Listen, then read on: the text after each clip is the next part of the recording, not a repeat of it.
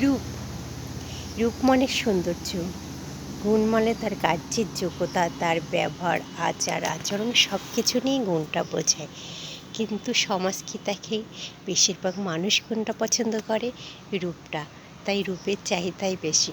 কিন্তু যখন কিছুদিন পর রূপের আর কোনো কদর থাকে না, তখন সে যদি ভালো কাজের মেয়ে না হয়, সে যদি ভালো কাজের মানুষ না হয়, তার ব্যবহারটা যদি সবার পছন্দ না হয়, সবার মনের মতন না হয়, তখন কিন্তু সে আফসোস করে।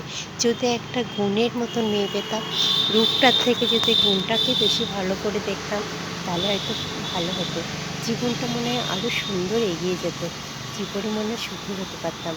তাই শুধু রূপটা দেখলেই হবে না, সঙ্গে সঙ্গে গুণটাও দেখতে হবে, যেটা তোমাকে জীবনে শান্তি এনে দিতে পারে। তাই না বন্ধু?